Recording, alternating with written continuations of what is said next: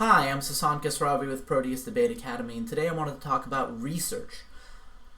By far my favorite resource for research in debate and life, I think the best quality research ever done is the Congressional Research Service, which we're going to talk about. But before we get into that, I'm disappointed by how infrequently I see debaters in college and especially in high school and without fail in middle school use actual research as their research. They'll cite news articles but not click the actual links for here's where we got that information, here's this study that was done on this thing.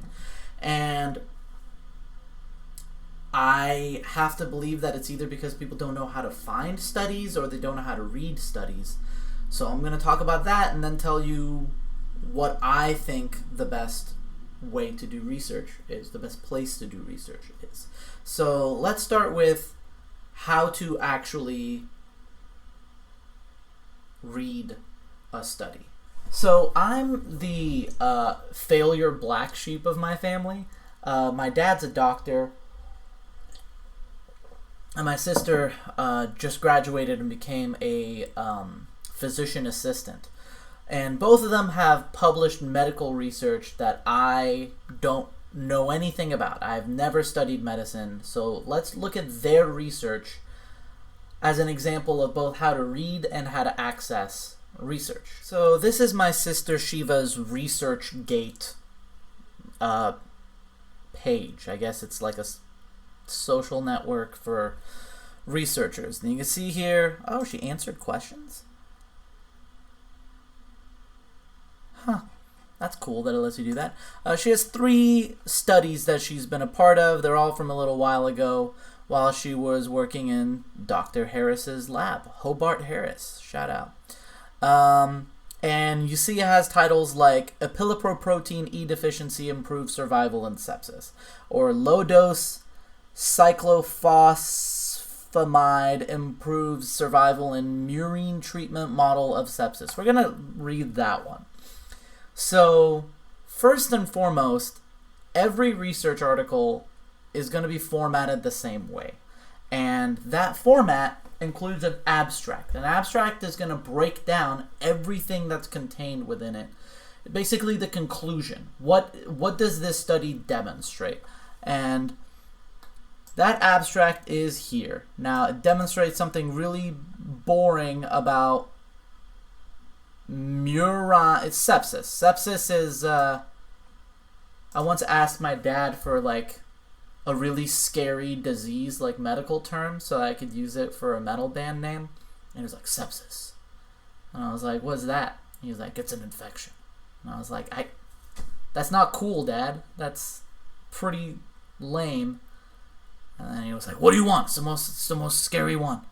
So, okay, sepsis is serious. This thing helps it. Now, this isn't the actual study, but if I try to request the full whatever, it's going to be like, oh, what kind of researcher are you, blah, blah, blah. I'm not going to bother with that.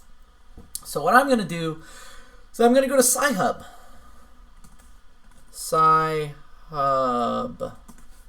And if you Google it, it'll be like, here's SciHub, though I think this link is actually dead. So the problem with SciHub is that the links don't work that well because they have to change their domain name all the time. So I believe the current domain name that is active is ST. So this is SciHub.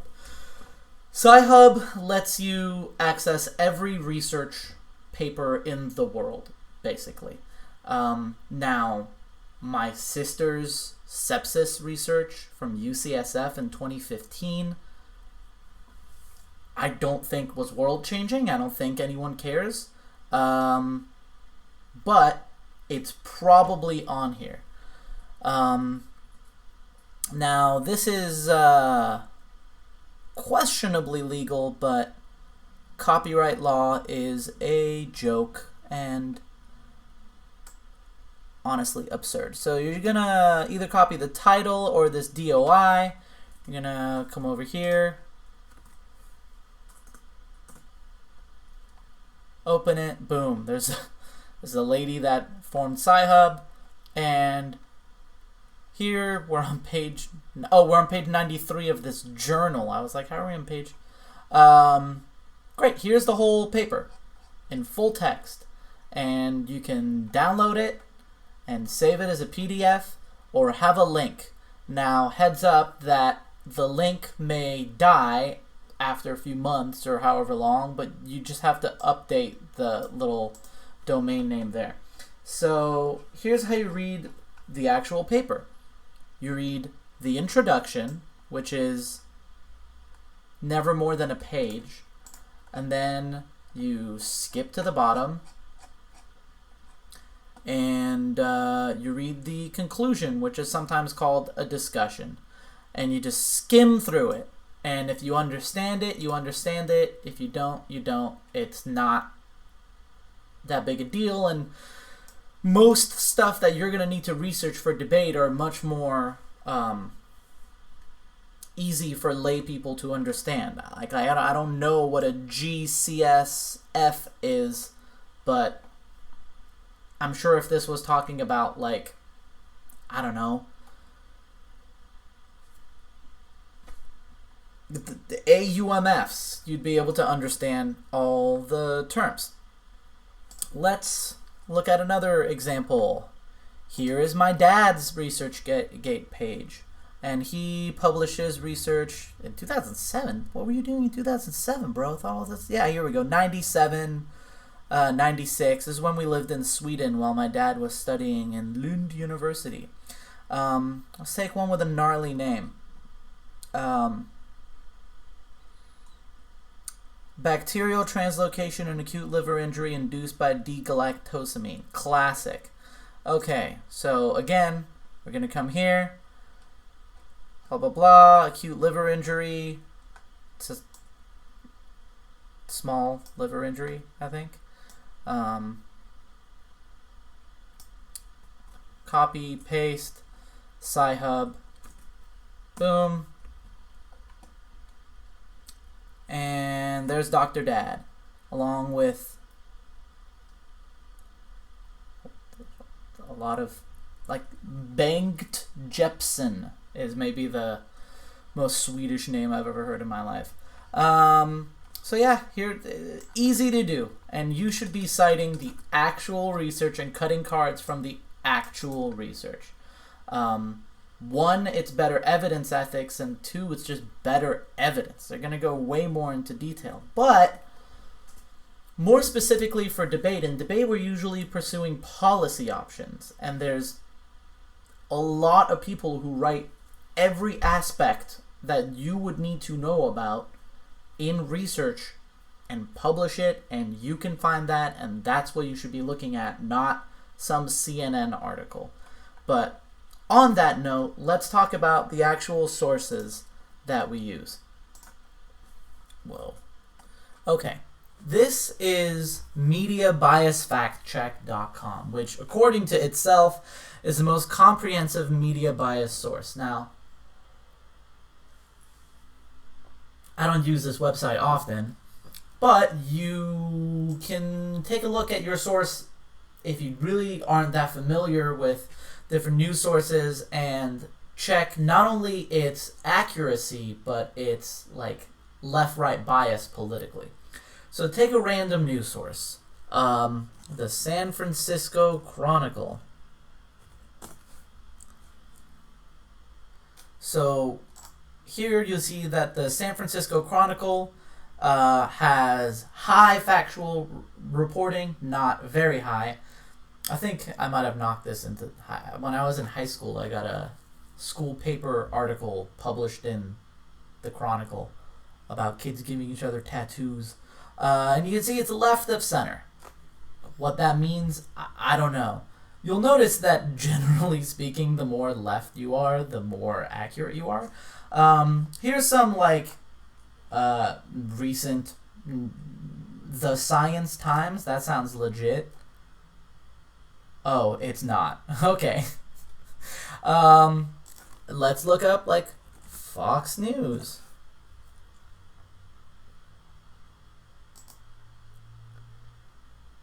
cool, like mixed, right?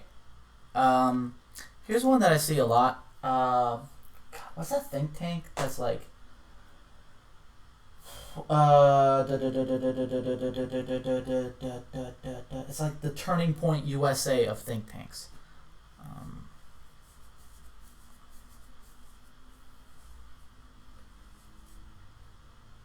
It's like the Ayn Rand of think tanks. What is a think tank? Think tank.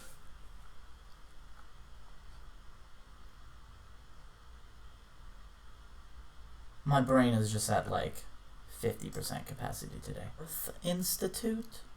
Oh, Heritage. Well, Heritage isn't the one I was thinking of. I was thinking of Brookings. Brookings? Cato? Cato's the one I was thinking of. Okay. So let's do Cato Institute. Okay. So, not super accurate, but pretty accurate and pretty right-leaning. Let's do Heritage Foundation. And, you know, it justifies the answer in some way. Okay, really unreliable and really far right. And, you know, it goes into some stuff. We don't care about that. Here's what we care about. Congressional Research Service. Every CRS report is a website that publishes papers by the Congressional Research Service. And it is dead center unbiased and very high factual reporting.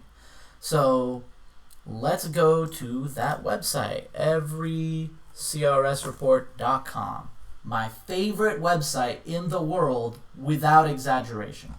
So you'll see here that so the Congressional Research Service is Congress's think tank. Essentially, they have their own research institute with thousands of researchers working in it. And every time there's something that a congressperson might need to know about, like let's say a bill is going to be debated about nuclear energy and they need to know something about it, the CRS does all of the research for these people to read. Or let's say you're a congressperson and someone calls you, one of your constituents calls you and says, hey, why is the post office buying up a lot of bullets and storing them? They would reach out to the Congressional Research Service and be like, why is the post office doing this? And then the CRS would be like, because the post office has its own police force and they have guns, so they need bullets for the guns. This website publishes CRS reports. Now, as of March of last year, the CRS publishes its own reports. I've been using this for years, but it's possible that the Congressional Research Service's website is at this point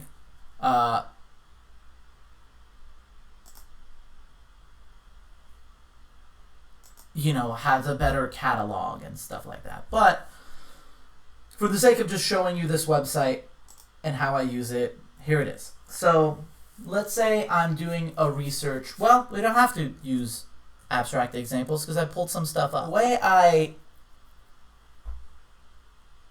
do the research is I'll look up a topic. This was on welfare, UBI, yeah. And I'll find a paper, and then I'll just start reading through it, and I'll just tag and cut out parts, like oil research doesn't apply. I don't know what. Research evidence on the impact of work requirements and needs tested. Given the difference in population, president,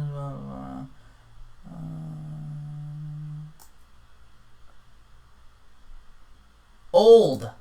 I'm just blind. Yeah, so that's a card I might use for some reason. Here is another CRS card that I was cutting on foreign aid. And you'll get these articles that just break down this topic, just give a complete unbiased, 100% accurate, in-depth overview of like foreign aid. And here's what foreign aid is essential in international relations. There's a card. Here's what the definition of foreign aid is from the source best equipped to define foreign aid. So here's another one. There's another CRS report, but I got it off of the dude's website. And this was about the AUMF topic. And you're just like, I just go through it and cut these cards. And here's like a bunch more like AUMF type stuff. All these are Congressional Research Service cards. So do I have... Okay, so let's say I wanted to research Medicare for all. Jesus, let's look up a less boring topic. What's the LD topic?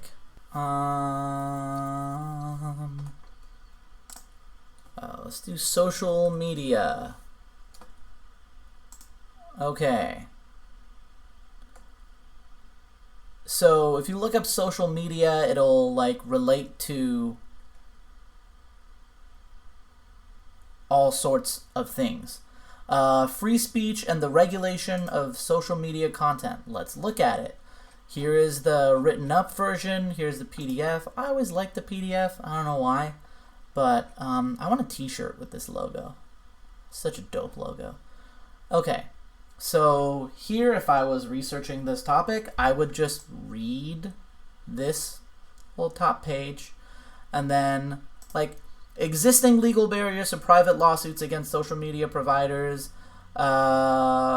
First Amendment limits on government regulation of social media content. Boom. And here's just all this stuff that I could turn into cards on this topic.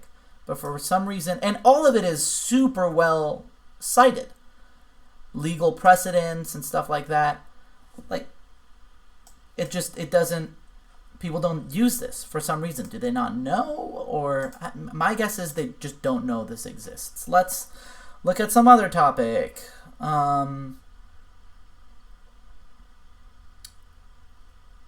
Arms sales, sure.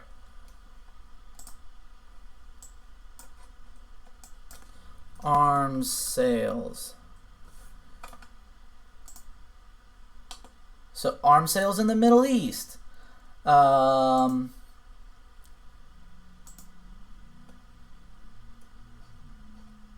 Here's the summary. I would read that. Here's literally advantages and disadvantages to arms sales from like already in card form, ready to go. Is just the best thing, and nobody uses it. And so what I usually do is I make someone, I don't make anyone, I'm hired by organizations that pay me a lot of money to do research for them, and I just cut CRS cards. And I have world-class cards, and they do well in debates. But I'm not hired by anyone to do research right now, so I may as well just try to make the debate world a little bit better. That's really all I have to say about that. Use CRS reports, please. That's all.